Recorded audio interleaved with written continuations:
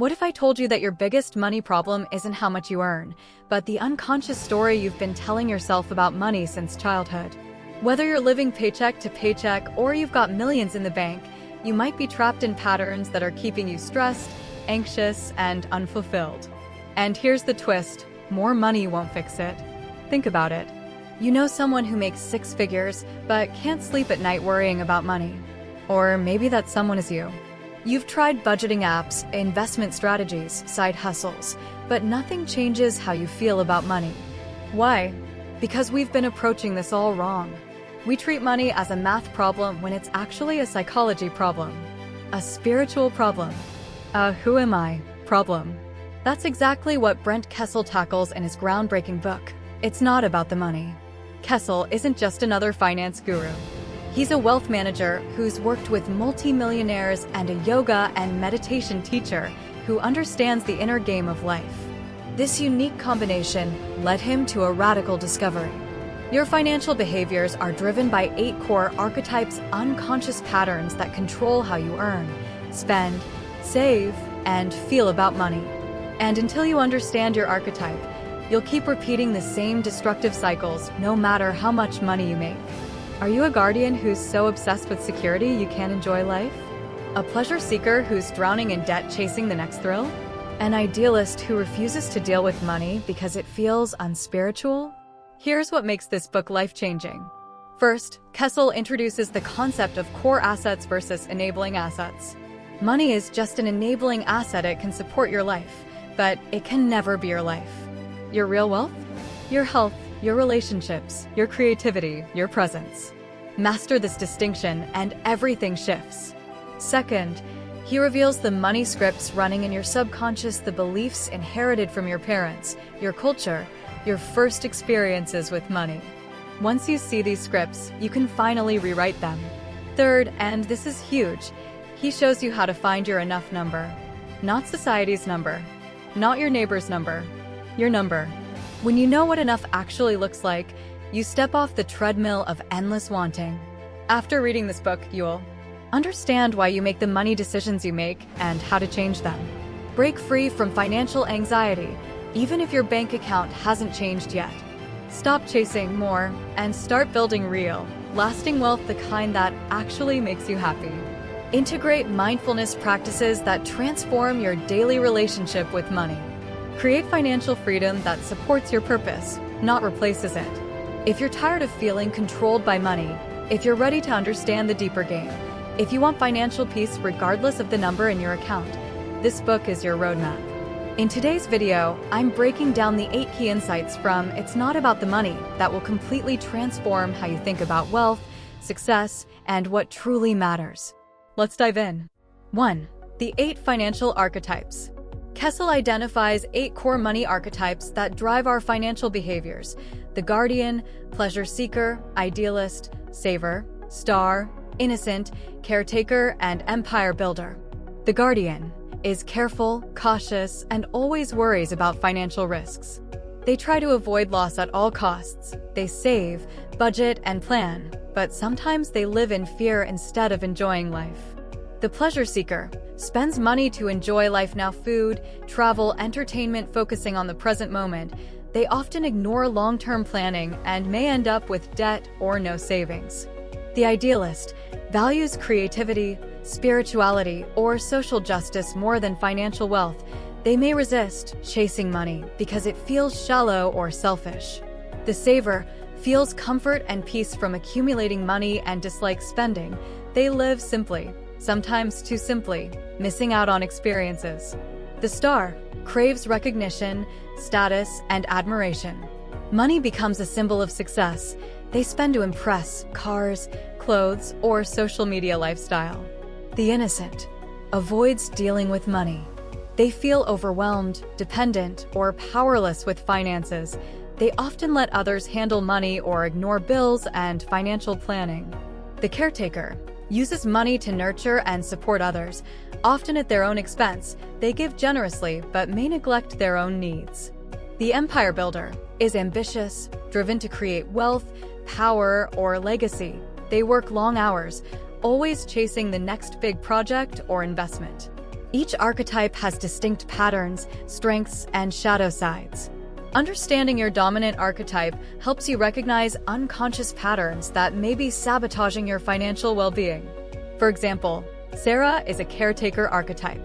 She constantly lends money to family members, pays for friends' dinners, and donates beyond her means. While her generosity is admirable, she's now 45 with no retirement savings because she's always put others' needs first. Recognizing this pattern, she learns to set boundaries and allocate funds for herself before helping others, achieving balance between generosity and self-care. 2. Money can't buy lasting happiness.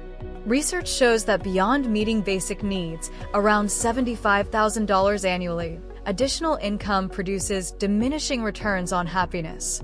We adapt to increased wealth through hedonic adaptation. The luxury car that once thrilled you becomes ordinary within months. True contentment comes from purpose, relationships, and inner fulfillment, not accumulation. For example, Mark receives a promotion and doubles his salary from $80,000 to $160,000. He immediately upgrades his apartment, car, and wardrobe. For 3 months, he feels elated, but by month 6, he's no happier than before, just stressed about higher bills. Meanwhile, his colleague Maria, earning $85,000, volunteers weekly at an animal shelter and reports higher life satisfaction because she's connected to meaningful purpose.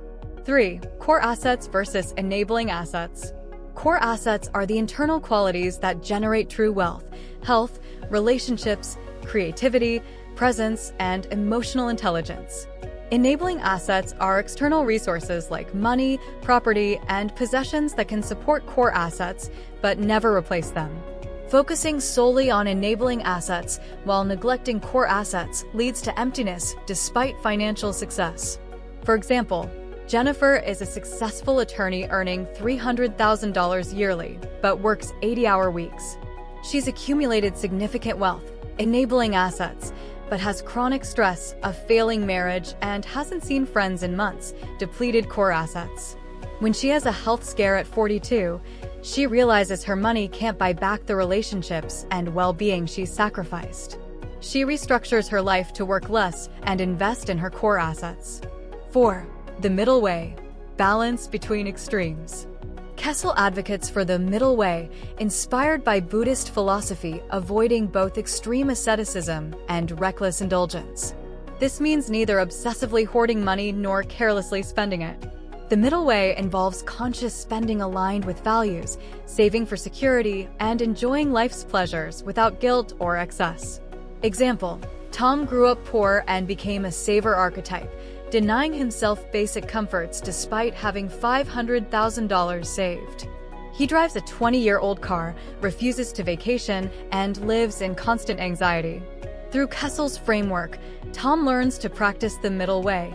He keeps his emergency fund and retirement savings intact, but allows himself $3,000 annually for experiences that bring joy, like visiting his daughter across the country. 5. Unconscious money scripts drive behavior. We inherit money scripts, unconscious beliefs about money from childhood experiences, family messages, and cultural conditioning. Scripts like "rich people are greedy," "I'll never have enough," or "money solves all problems" operate below awareness, dictating financial decisions. Bringing these scripts to consciousness is essential for changing dysfunctional patterns. Example: Lisa always sabotages herself when approaching financial success. She lands a great job, then mysteriously gets fired. She saves $10,000, then has an emergency that drains it. Through therapy, she uncovers her script. Her father once said, "We're not the kind of people who get ahead." Unconsciously, she believes success would betray her family identity. Recognizing this script allows her to rewrite it and finally build sustainable wealth. 6. Practice mindfulness with money. Mindfulness, present moment awareness, without judgment, transforms our relationship with money. Instead of reactive spending, anxious hoarding, or avoidance, mindfulness allows us to observe our financial impulses, understand their emotional roots, and make conscious choices. This practice reduces financial stress and increases satisfaction with what we have. For example, David notices he shops online whenever he feels lonely or stressed, a pattern of emotional spending. He starts a mindfulness practice. Before any purchase, he pauses for 10 breaths and asks, "What am I really seeking?" He realizes he's trying to fill emotional voids with material goods. By addressing the underlying loneliness through reconnecting with friends and joining a community group, his impulsive spending drops by 60%. 7. Enough is a spiritual practice. Knowing enough is the antidote to endless striving.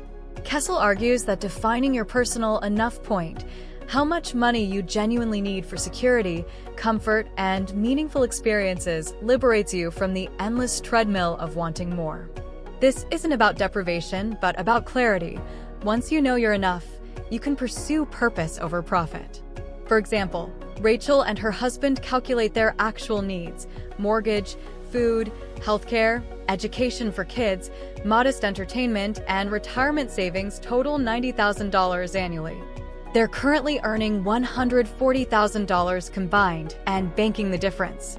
Knowing their enough number, Rachel feels free to turn down a stressful $180,000 job offer that would require constant travel, instead choosing meaningful work at $85,000 because their needs are already met.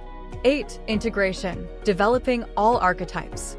While everyone has a dominant archetype, optimal financial health requires integrating qualities from all 8 archetypes. The saver needs some pleasure seeker joy. The empire builder needs caretaker generosity. The innocent needs guardian discernment. Integration creates flexibility. You can save wisely, spend joyfully, give generously, and plan strategically as situations require. Example: Miguel is a natural idealist who only wants to work for social causes and resists corporate greed. However, at 38 with no savings, he realizes he needs integration. He develops his inner guardian, creating a budget and emergency fund, his saver, automating retirement contributions, and even his empire builder, negotiating higher pay for his nonprofit work. By integrating multiple archetypes, he maintains his values while achieving financial security, serving his mission more sustainably long-term. So, let's bring this all together. Brent Kessel just handed you the master key to financial freedom, and it has nothing to do with your salary, your investment portfolio, or the next crypto trend. Here's what we've discovered. You have a money archetype that's been running your financial life on autopilot, whether you're a guardian, pleasure seeker, saver, caretaker, or any of the 8 types. Your freedom starts with seeing these patterns clearly. Money is just an enabling asset. It can support your core assets like health, relationships, and purpose, but it can never replace them. Chase the wrong asset, and you'll end up rich and miserable. Your unconscious money scripts, those beliefs you inherited from childhood, are making your financial decisions for you. Awareness is the first step to rewriting them. But here's the revolutionary part that changes everything. You don't need more money to be financially free. You need to know your enough number. Once you define enough and actually believe it, you step off the hamster wheel. You stop comparing. You stop the endless striving. You make decisions based on what genuinely matters to you. And when you practice the middle way, balancing between hoarding and splurging, you get to enjoy your money without guilt or fear. Add mindfulness to your daily money decisions, and suddenly every purchase, every save, every investment becomes a conscious choice instead of a compulsive reaction. Then integrate all the archetypes, take the best from each one, and you become financially complete. Wise like the guardian, joyful like the pleasure seeker, generous like the caretaker, strategic like the empire builder. This book isn't about making you richer. It's about making you free. Free from anxiety about money. Free from the belief that happiness is just one promotion away. Free to live aligned with your deepest values while still building real financial security. Because here's the truth Kessel wants you to understand. Financial peace isn't a destination you reach when your bank account hits a certain number. It's a relationship you cultivate right now with whatever you have. So, here's my challenge to you. Identify your money archetype. Calculate your enough number. Notice one unconscious money script this week and question it. Start small. Start today. Because your relationship with money affects your relationships, your health, your freedom, and your purpose. If this video gave you a new perspective on money, smash that like button and subscribe for more life-changing book breakdowns. And here's the beautiful paradox. The moment you stop obsessing about money is the moment you finally master it. Remember, it's not about the money. It's never been about the money. It's about you.